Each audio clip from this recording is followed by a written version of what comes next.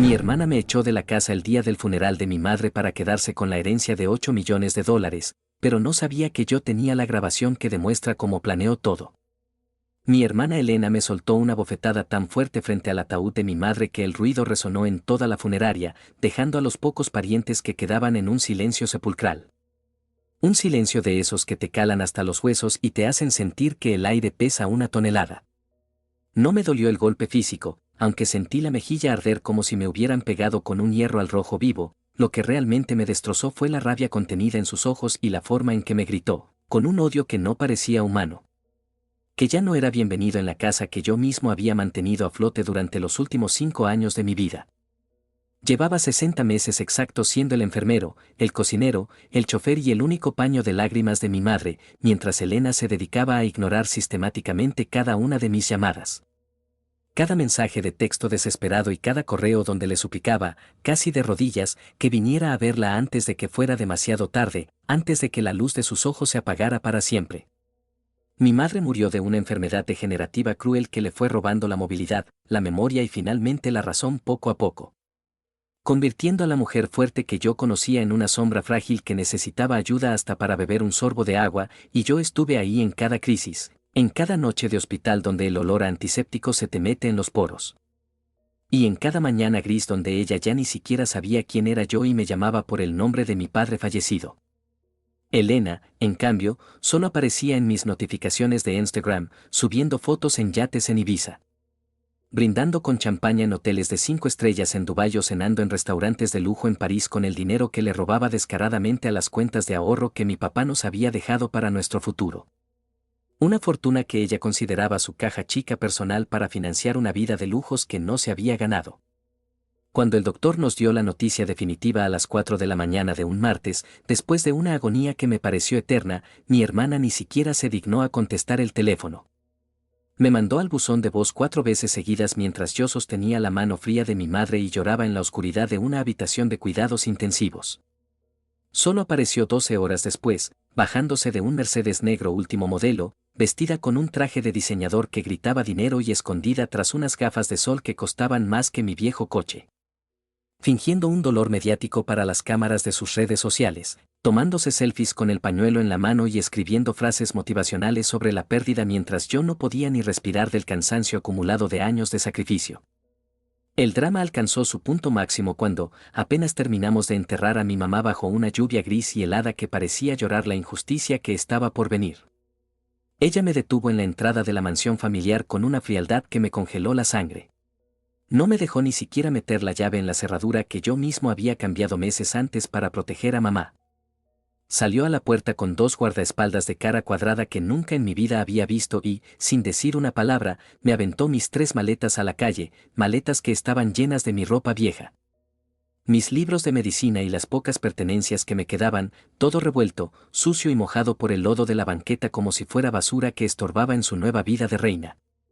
Me dijo con una sonrisa cínica que había un Nuevo Testamento, uno que supuestamente mamá había firmado ante un notario de dudosa reputación apenas 15 días antes de fallecer. Justamente en una de esas raras tardes en las que yo tuve que salir a recoger medicamentos y ella se quedó a solas con Elena por un par de horas.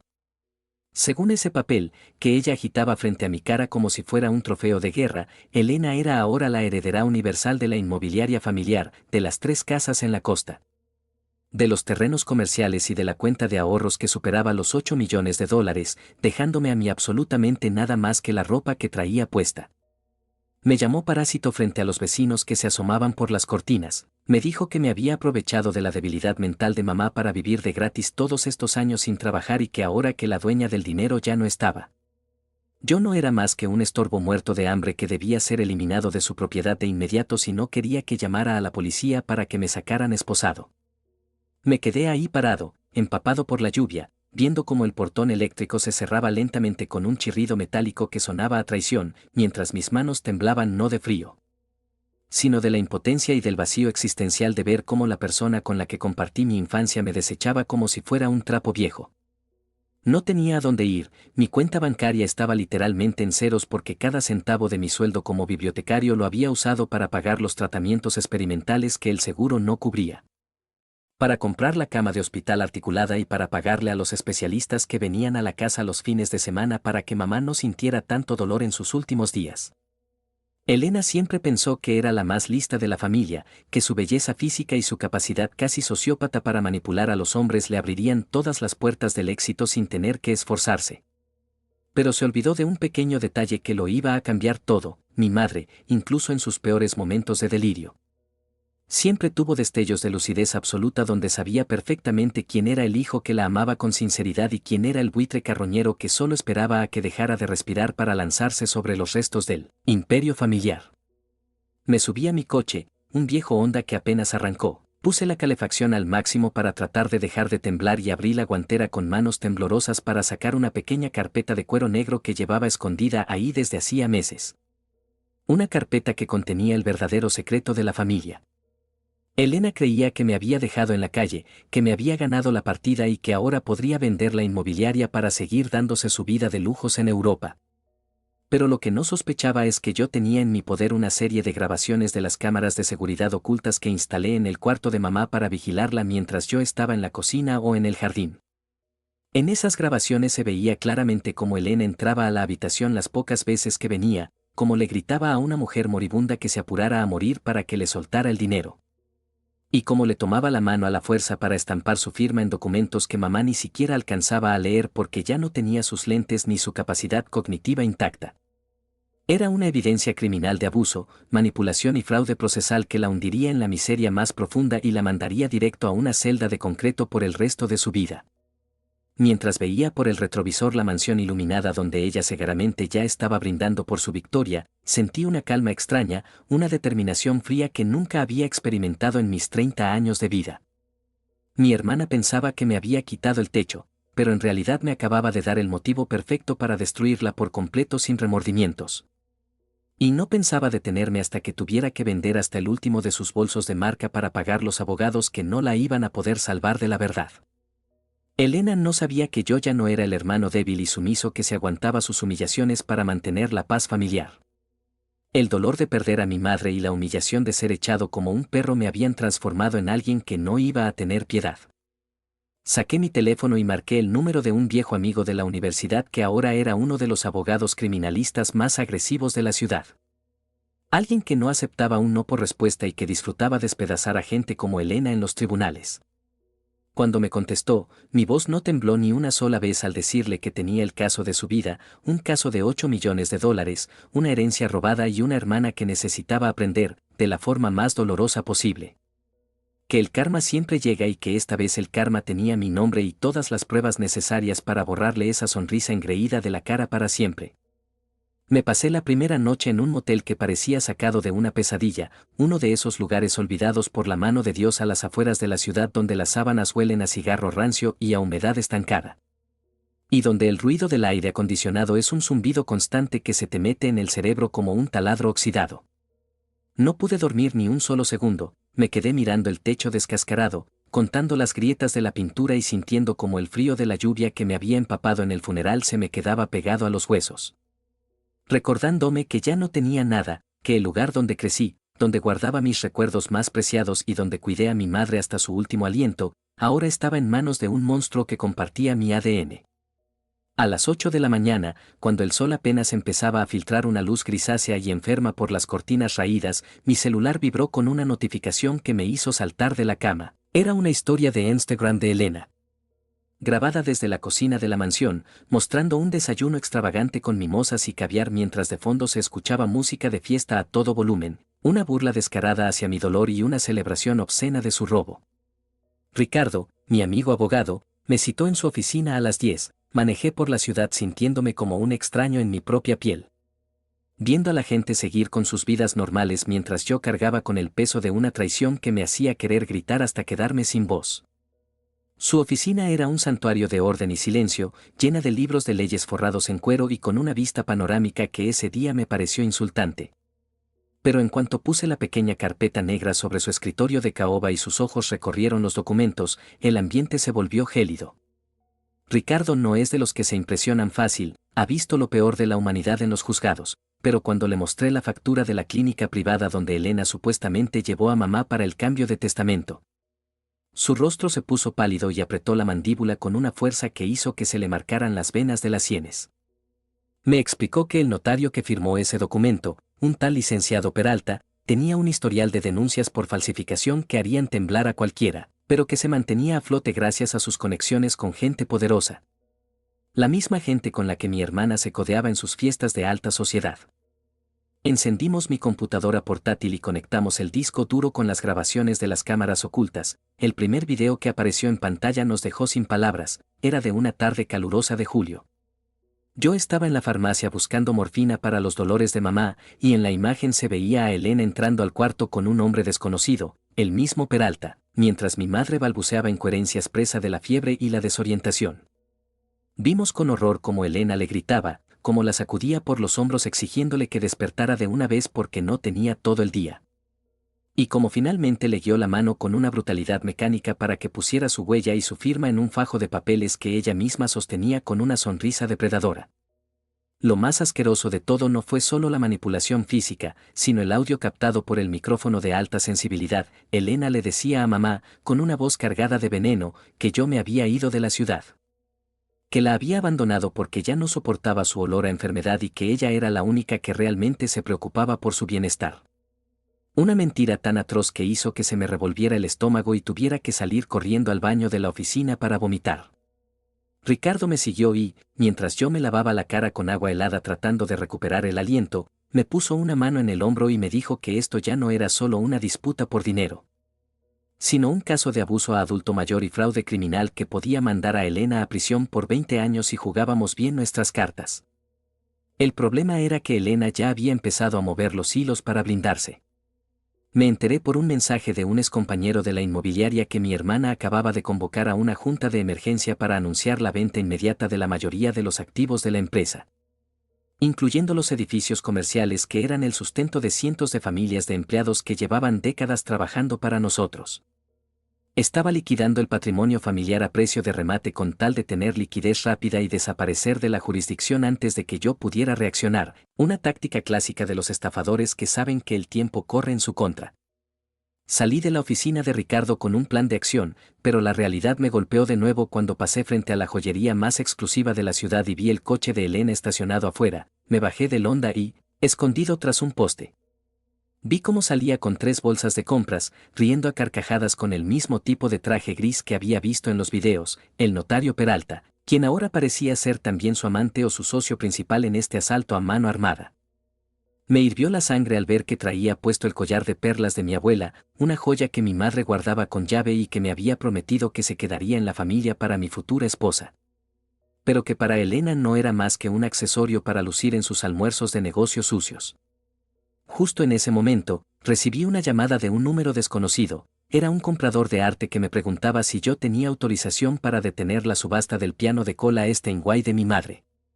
Un instrumento que ella amaba más que a nada en el mundo y que Elena acababa de poner en venta privada por una fracción de su valor real. Sentí que el piso se me abría. Elena no solo quería el dinero, quería borrar cada rastro de la vida de mi madre, quería profanar su memoria vendiendo sus pertenencias más íntimas como si fueran chatarra. Y lo estaba haciendo con una velocidad que me dejaba paralizado. Ricardo me mandó un mensaje urgente. Elena había interpuesto una orden de restricción en mi contra alegando que yo era un peligro para su integridad física y que la había amenazado de muerte en el funeral. Una mentira fabricada con testimonios falsos de sus guardaespaldas para evitar que yo pudiera acercarme a la casa o a las oficinas de la empresa mientras ella terminaba de desmantelarlo todo. Me di cuenta de que ella estaba 3 pasos adelante, usando el sistema legal que yo respetaba para amordazarme, mientras ella se dedicaba a destruir lo que nos tomó una vida construir. Estaba solo, sin dinero, perseguido por la ley debido a sus calumnias y viendo cómo el legado de mis padres se desmoronaba segundo a segundo bajo las garras de la ambición ciega de mi propia hermana. Me senté en un parque público, viendo cómo caía la tarde y sintiendo que la derrota me respiraba en el cuello. Pero entonces recordé algo que Elena siempre subestimó de mí, mi capacidad para observar los detalles que nadie más ve. Cuando cuidaba a mamá, me encargaba de organizar todos sus archivos digitales y recordé que mi madre tenía un respaldo en la nube de todas sus conversaciones privadas de los últimos años. Un respaldo al que solo yo tenía la contraseña maestra porque ella siempre olvidaba cómo entrar. Si Elena había estado planeando esto desde antes, debía haber rastros de sus amenazas o de sus intentos de chantaje en esos mensajes. Pruebas que no necesitaban un peritaje forense complicado para demostrar su culpabilidad inmediata ante cualquier juez con sentido común. Entré a una biblioteca pública, busqué una computadora en la esquina más oscura y empecé a teclear con los dedos entumecidos por la ansiedad. Cuando la pantalla de carga terminó, vi una carpeta titulada para mi hijo con fecha de creación de apenas 3 días antes de que mamá perdiera la conciencia por completo. Al abrirla, me encontré con un video grabado por mi madre misma con la cámara frontal de su tablet, un mensaje final que me dejó paralizado y que contenía la pieza del rompecabezas que Elena nunca vio venir. Un secreto que no solo recuperaría mi herencia, sino que haría que mi hermana deseara nunca haberme echado de esa casa. Me quedé petrificado frente a la pantalla de esa computadora vieja en la biblioteca, sintiendo como un frío glacial me recorría la espina dorsal mientras la voz de mi madre, cansada pero lúcida, llenaba mis audífonos y me destrozaba el alma por 10ª vez en menos de una semana. En el video, mamá no parecía la mujer confundida que recordaba de sus últimos días, se veía entera, con esa dignidad que Elena siempre intentó pisotear, y lo que decía me hizo sentir que la sangre se me convertía en lodo. Hijo, si estás viendo esto es porque Elena finalmente hizo lo que siempre temí, decía ella con una tristeza que me puso la piel de gallina. Me explicó que Elena no solo había estado robando pequeñas cantidades, sino que había desviado casi $500,000 de la inmobiliaria mediante firmas falsificadas meses antes de que la enfermedad la postrara, y que para protegerse, mi madre había redactado un testamento hológrafo, escrito de su puño y letra, y lo había escondido en el doble fondo de la caja fuerte de la biblioteca, detrás de los libros de contabilidad de mi abuelo, un lugar que Elena, en su infinita soberbia y pereza, jamás se dignaría a revisar. En ese momento me cayó el 20, Elena no solo me había echado como a un perro para quedarse con el dinero, sino que estaba viviendo en una casa donde estaba oculta la prueba definitiva de su crimen, y yo estaba ahí, con el estómago revuelto, dándome cuenta de que tenía que entrar a esa mansión antes de que ella vendiera la propiedad y el nuevo dueño mandara todo a la basura. Salí de la biblioteca como un loco, con las manos temblorosas y una rabia que me nublaba la vista, decidido a recuperar lo que era mío, pero cuando llegué a la calle de la mansión, el escenario que encontré fue una bofetada de realidad que me dejó blanco como el papel. Había camiones de banquetes estacionados por toda la acera, meseros corriendo de un lado a otro con charolas de cristal y arreglos florales tan grandes que parecían monumentos a la hipocresía. Elena estaba dando una fiesta de inauguración apenas 48 horas después de que enterramos a la mujer que le dio la vida. Me acerqué al portón, tratando de mantener la calma, pero en cuanto puse un pie en la entrada, los mismos 2 guardaespaldas de la otra vez me cerraron el paso, viéndome con un asco que me hizo hervir la sangre. Elena salió a la terraza principal, rodeada de sus amigas de la alta sociedad, todas vestidas con sedas y joyas que brillaban bajo la luz del atardecer, y cuando me vio ahí abajo, en la banqueta, con mi ropa sucia y los ojos rojos del llanto, soltó una risa amarga que se escuchó en toda la cuadra.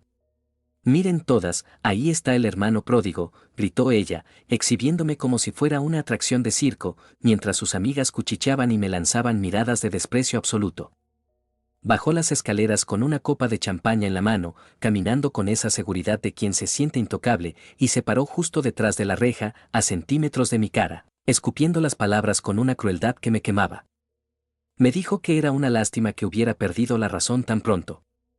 que ya les había contado a todos sus invitados que yo sufría de brotes psicóticos y que estaba obsesionado con una herencia imaginaria porque nunca pude aceptar que mamá siempre la quiso más a ella.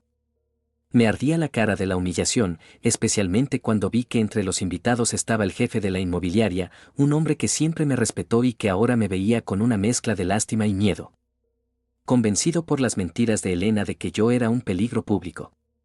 «Vete de aquí, parásito», me susurró ella para que nadie más la oyera, con una sonrisa cínica dibujada en sus labios perfectamente pintados. «O voy a pedirles a los muchachos que te den una lección que no vas a olvidar en el hospital». Intenté gritar que tenía pruebas, que mamá me había dejado un mensaje, pero ella simplemente hizo una señal a uno de los guardias y sentí un empujón violento que me mandó directo al suelo, sobre el lodo que todavía quedaba de la lluvia del funeral. Mientras estaba ahí tirado, viendo cómo mis pantalones viejos se manchaban y escuchando las risitas de las mujeres desde la terraza, sentí un nudo en la garganta que casi no me dejaba respirar.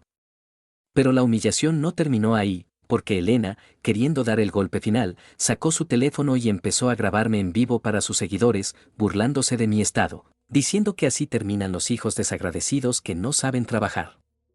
En ese momento llegó una patrulla de la policía, llamada segaramente por ella misma antes de bajar, me levantaron del suelo con brusquedad, me pidieron mis documentos y, a pesar de que intenté explicarles que esa era mi casa,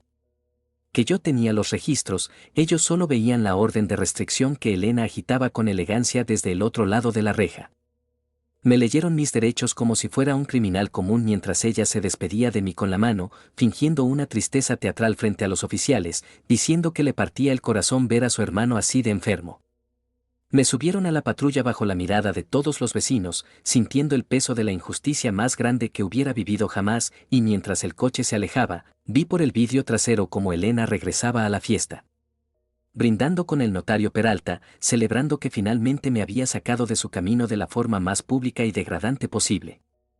Pasé las siguientes 6 horas en una celda fría, sentado en un banco de cemento que olía a orina y desesperación, dándole vueltas a la idea de que Elena realmente estaba ganando, de que su red de mentiras era tan sólida que nadie me creería aunque tuviera la verdad en la palma de la mano. Me sentía derrotado, hundido en una miseria que no le desearía ni a mi peor enemigo, pensando que tal vez la familia es la mentira más peligrosa que nos han contado para obligarnos a aguantar abusos que nadie debería soportar.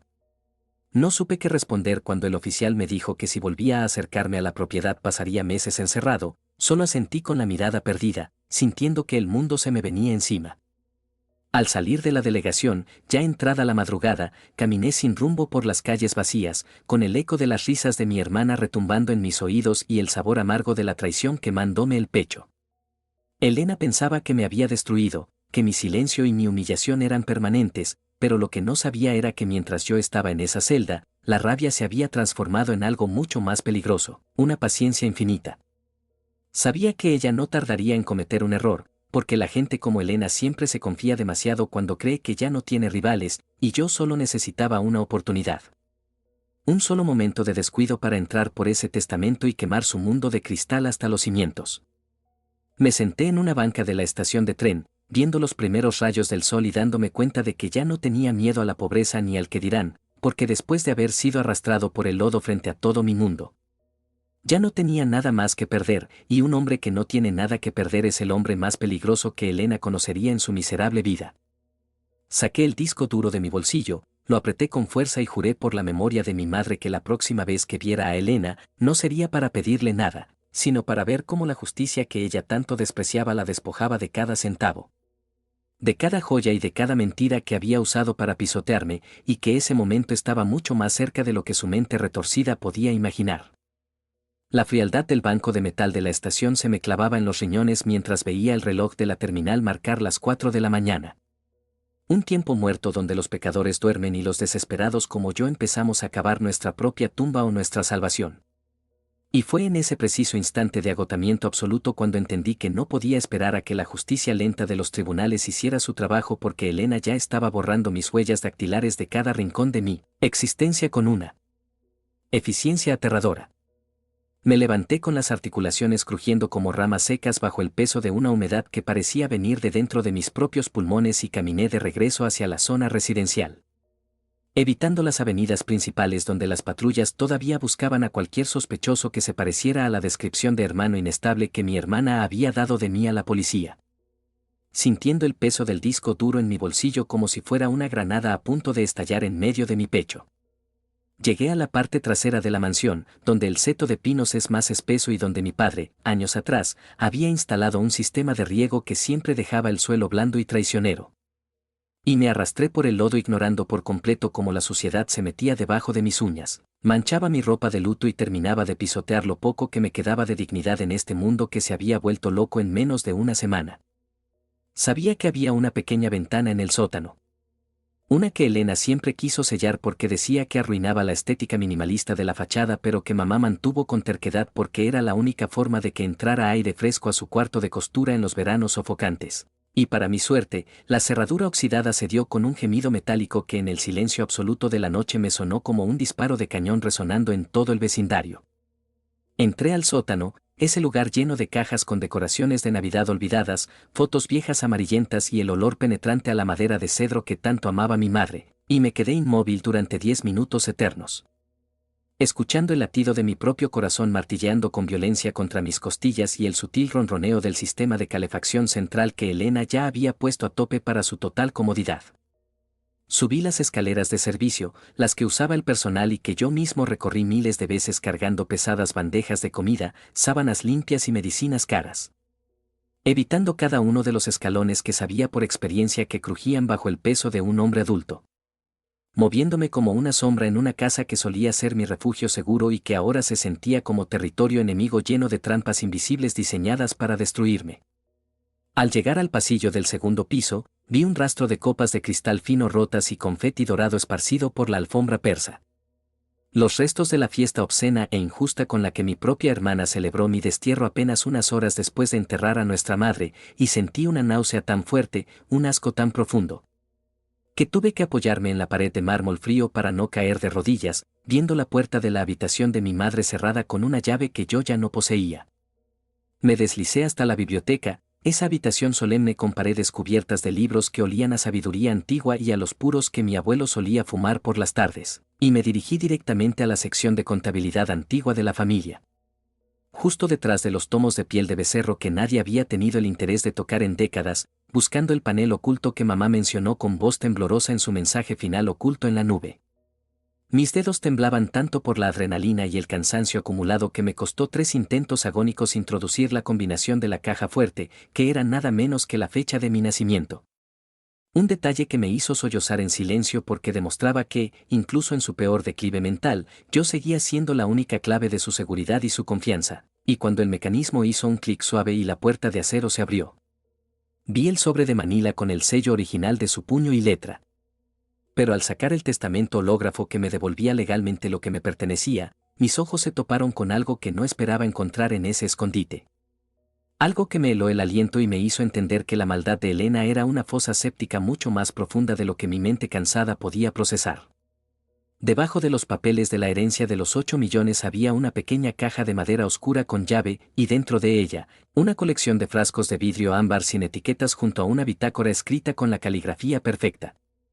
fría y calculadora de mi hermana mayor. Empecé a pasar las páginas de esa bitácora bajo la luz tenue y azulada de mi celular y sentí que el tiempo se detenía de golpe. No eran notas de gastos ni planes de negocios para la inmobiliaria, eran registros detallados de dosis químicas, fechas exactas y síntomas físicos descritos con una precisión clínica. Una cronología macabra de cómo Elena había estado administrando pequeñas cantidades constantes de arsénico y talio en las infusiones de hierbas que ella misma le preparaba a mamá todas las noches bajo el pretexto de ayudarla a dormir. Leí con un horror paralizante cómo describía la pérdida de memoria de nuestra madre, sus temblores incontrolables, sus alucinaciones y su confusión final no como una enfermedad degenerativa natural, sino como progresos satisfactorios en su plan para declararla incompetente y tomar el control total de las cuentas bancarias.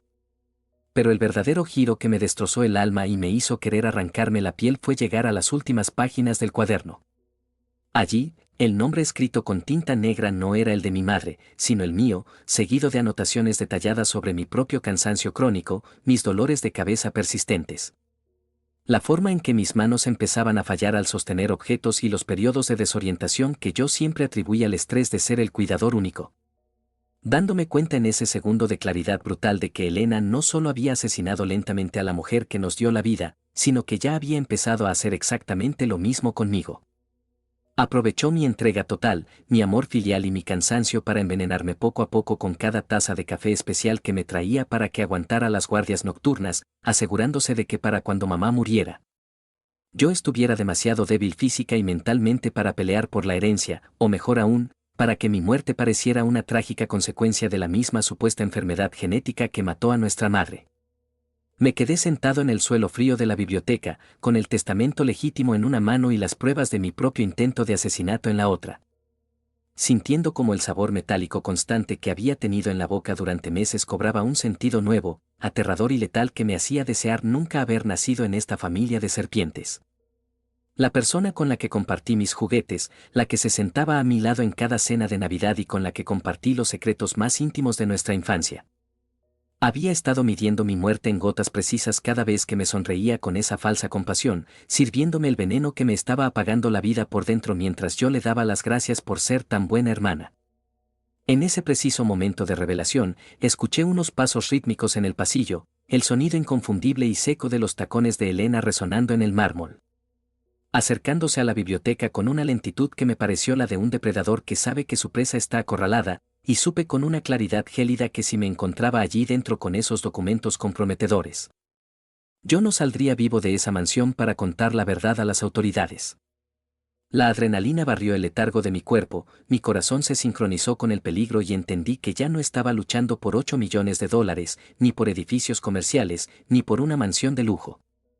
Ahora estaba luchando por mi propia supervivencia biológica contra un monstruo sociópata que no tenía límites morales y que me veía simplemente como un cabo suelto. Un residuo de una vida anterior que necesitaba ser eliminado de la faz de la tierra para completar su obra maestra de avaricia.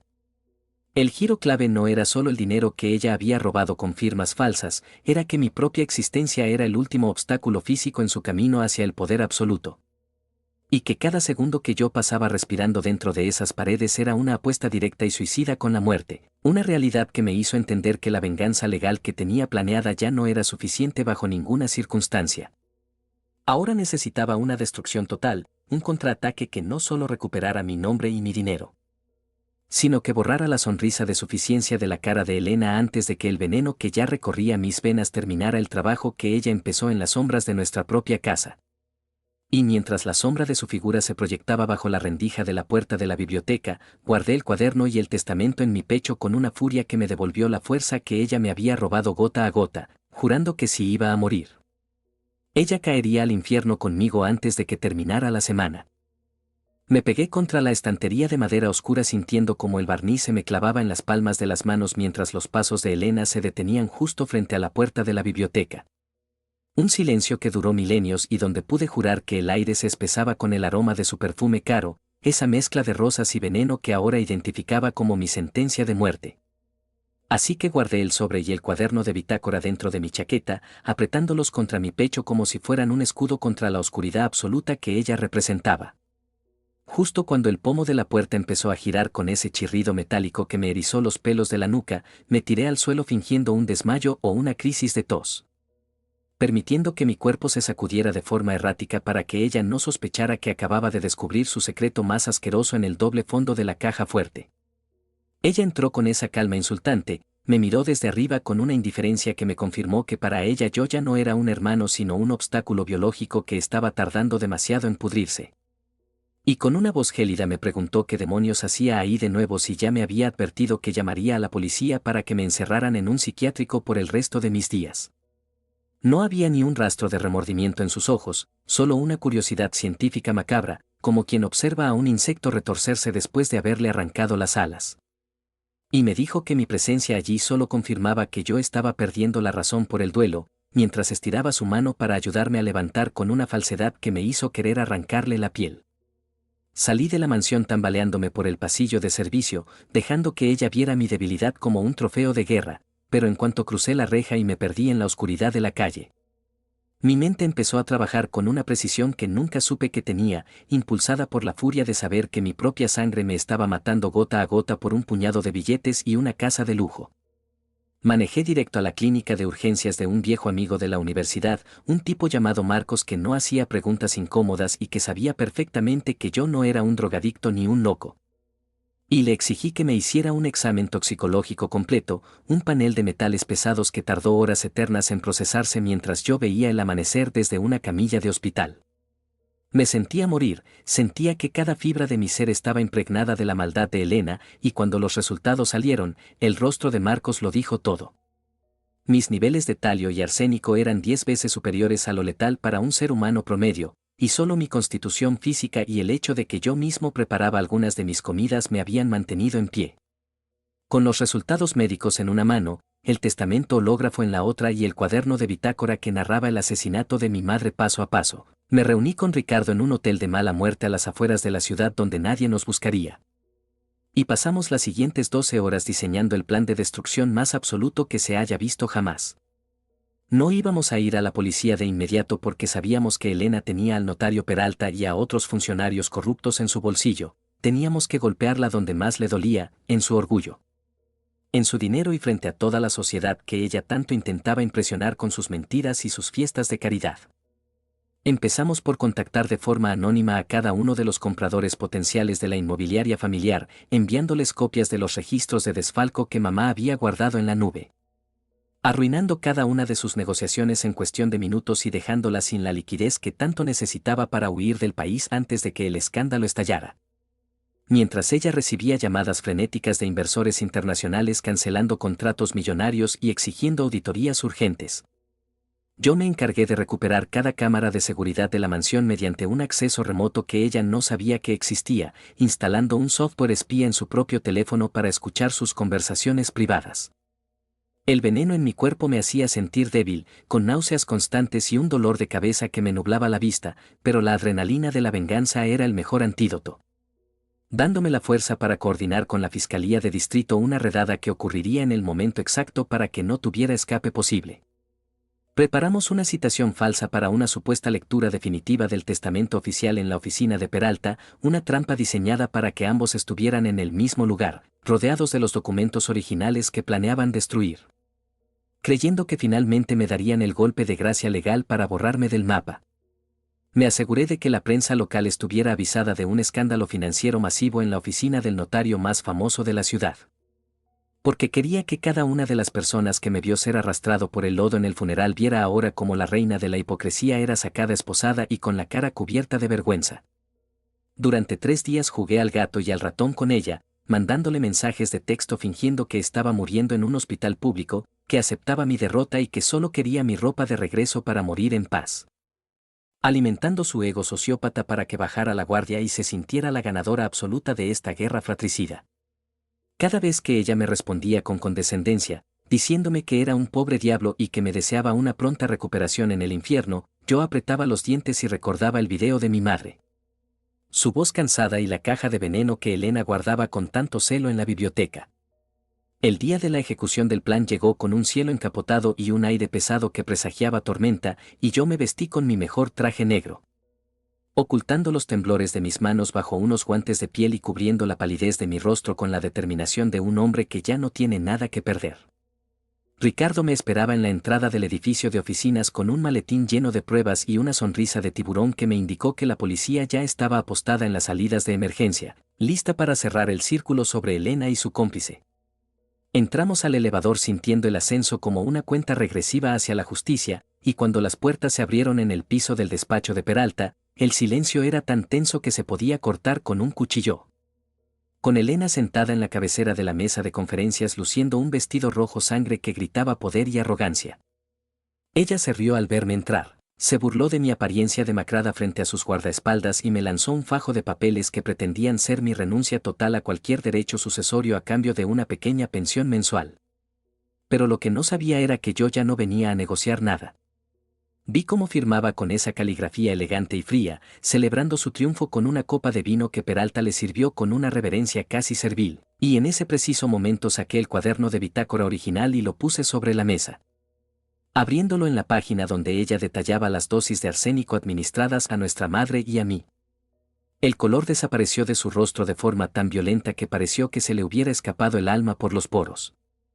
Y mientras yo le explicaba con una calma aterradora que cada miligramo de veneno que me dio estaba ahora registrado en un informe forense del Estado, el sonido de las sirenas empezó a inundar la calle abajo, rompiendo la burbuja de impunidad en la que ella había vivido toda su vida. Peralta intentó destruir los documentos, pero Ricardo lo bloqueó con una fuerza que no conocía en él, mientras yo miraba fijamente a los ojos de mi hermana y le decía que su tiempo de reina se había acabado y que el karma no venía solo. Venía con esposas de acero y una celda de concreto esperándola. La preparación había terminado, las piezas del dominó estaban cayendo con un estruendo ensordecedor y la mirada de pánico de Elena era el mejor pago por todos los años de sacrificio que ella intentó borrar con su ambición desmedida. Estaba a punto de ver cómo su mundo de cristal estallaba en 1000 pedazos frente a las cámaras. Y no pensaba apartar la vista ni un segundo hasta que la última gota de justicia fuera servida en este banquete de traición que ella misma había cocinado con tanto esmero en la oscuridad de nuestro hogar. El clímax de su caída era inminente, y mientras los agentes de la fiscalía derribaban la puerta de la oficina con las armas en la mano, entendí que la verdadera herencia que me dejó mi madre no eran los millones, sino la fuerza para destruir al monstruo que se hacía llamar mi hermana. La puerta del despacho de Peralta se reventó con un estruendo que hizo vibrar los ventanales de cristal templado, y antes de que Elena pudiera siquiera cerrar la boca tras su última carcajada de prepotencia, una docena de agentes de la fiscalía inundaron la habitación con armas largas y cámaras de evidencia, rodeando la mesa de mármol como una marea de justicia inevitable que ella no vio venir ni en sus peores pesadillas. Mi hermana se levantó de un salto, tirando su copa de vino tinto sobre el fajo de papeles que pretendían robarme mi existencia, y empezó a gritar histérica sobre sus derechos, sobre su estatus social y sobre cómo iba a hacer que todos perdieran su placa por interrumpir su negocio legítimo. Pero su voz se quebró y se convirtió en un chillido agudo de animal acorralado cuando el fiscal a cargo puso sobre la mesa las fotografías ampliadas del doble fondo de la caja fuerte y el informe toxicológico sellado que confirmaba la presencia de metales pesados en mi sangre. Vi cómo Peralta intentaba deslizarse hacia la salida de emergencia, con el sudor frío empapándole la frente y las manos temblándole tanto que dejó caer su portafolios de cuero, pero dos oficiales lo interceptaron con una violencia seca, poniéndole las esposas mientras le leían sus derechos por fraude procesal, falsificación de documentos públicos y complicidad en un intento de homicidio agravado por el vínculo familiar. Elena me miró con un odio tan puro que sentí que el aire se quemaba entre nosotros, me llamó traidor, me dijo que mamá siempre me había odiado y que yo no era más que un parásito que necesitaba ser eliminado. Pero sus palabras ya no tenían poder sobre mí porque yo estaba viendo cómo el castillo de naipes que construyó sobre el cadáver de nuestra madre se derrumbaba en tiempo real bajo el peso de sus propios crímenes. El fiscal ordenó su arresto inmediato y, mientras los agentes le sujetaban los brazos para ponerle las esposas, ella empezó a forcejear, a patalear y a escupir insultos desquiciados. Perdiendo toda esa elegancia de diseñador que tanto le había costado fingir, convirtiéndose en una caricatura grotesca de la mujer que pretendía ser la nueva reina de la inmobiliaria. La sacaron del edificio a rastras, frente a las docenas de cámaras de televisión y fotógrafos que yo mismo me encargué de convocar a través de Ricardo, asegurándome de que cada uno de sus contactos sociales, cada inversor que ella intentó estafar y cada vecino que presenció mi humillación en el funeral viera ahora su caída en desgracia transmitida en vivo a nivel nacional. Me quedé en la oficina vacía durante un segundo, escuchando el eco de sus gritos perdiéndose en el pasillo, y sentí como un peso de 1000 toneladas se levantaba de mi pecho. Aunque el dolor físico del veneno todavía me recordaba que la batalla por mi salud apenas comenzaba. Las semanas siguientes fueron un torbellino de declaraciones judiciales, audiencias preliminares y peritajes forenses que exhumaron el cuerpo de mi madre para confirmar lo que el cuaderno de bitácora ya gritaba. Ella también había sido asesinada sistemáticamente por la persona en la que más confiaba, una revelación que terminó por hundir a Elena en una celda de máxima seguridad sin posibilidad de fianza. El testamento hológrafo que recuperé de la biblioteca fue validado por 3 peritos calígrafos independientes, devolviéndome no solo el control total de la inmobiliaria y los 8 millones de dólares, sino también la propiedad absoluta de la mansión de la que fui expulsado como un perro sarnoso. El día que regresé a la casa, el silencio era absoluto, no había fiestas, no había meseros. Solo el olor a flores marchitas de la última celebración de Elena y el vacío inmenso de una familia que se había destruido a sí misma por la avaricia más ciega y estúpida. Caminé por los pasillos que mi hermana había profanado, tiré a la basura cada uno de sus vestidos caros, sus zapatos de $1000 y sus joyas robadas, vaciando las habitaciones de su rastro como si estuviera fumigando una plaga que se negó a morir durante demasiado tiempo. Vendí la mayoría de sus pertenencias en una subasta pública y doné cada centavo a una fundación de investigación sobre el abuso a adultos mayores, asegurándome de que su vanidad sirviera al menos para salvar a otros de lo que mi madre tuvo que sufrir en silencio en sus últimos días. El notario Peralta se declaró culpable a los 3 meses para intentar reducir su condena, entregando grabaciones y correos electrónicos donde Elena planeaba no solo mi muerte, sino también la forma en que pensaba deshacerse de mi cuerpo en una fosa común para que nadie pudiera reclamar mi parte de la herencia, una prueba final que le valió a mi hermana una sentencia de cadena perpetua sin derecho a libertad condicional. Fui a visitarla a la prisión una sola vez, no por perdón ni por lástima, sino para que viera en mi rostro que el veneno no me había matado y que yo seguía aquí, administrando el legado de nuestro padre con la integridad que ella nunca pudo entender ni poseer. La vi a través del cristal sucio, con el uniforme naranja, el cabello descuidado y los ojos hundidos por la amargura, y no sentí absolutamente nada, ni odio ni alegría. Solo una paz gélida al saber que ella pasaría el resto de su miserable existencia contando las grietas de una pared de concreto mientras yo reconstruía mi vida sobre las cenizas de su traición. Elena intentó gritarme, intentó golpearlo el vidrio mientras los guardias la sujetaban, pero yo simplemente me levanté y me fui sin decir una sola palabra, dejándola con su propio veneno interno consumiéndola desde adentro hacia afuera en la más absoluta soledad. Regresé a la mansión y me senté frente al piano de cola de mi madre, ese que ella intentó vender como chatarra, y toqué las notas que mamá solía practicar cuando yo era niño, sintiendo que por fin su memoria estaba en paz y que la justicia, aunque tardía y dolorosa, había llegado para limpiar el nombre de nuestra familia de la suciedad que Elena le había arrojado. Mi salud se fue recuperando lentamente gracias a un tratamiento de desintoxicación intensivo que duró casi un año, y aunque todavía tengo días donde las secuelas del arsénico me hacen temblar las manos, me sirven como un recordatorio constante de que sobreviví a lo peor que un ser humano puede hacerle a otro. La inmobiliaria volvió a florecer bajo mi dirección, no con la ambición desmedida de Elena, sino con la decencia y el trabajo duro que mis padres siempre predicaron,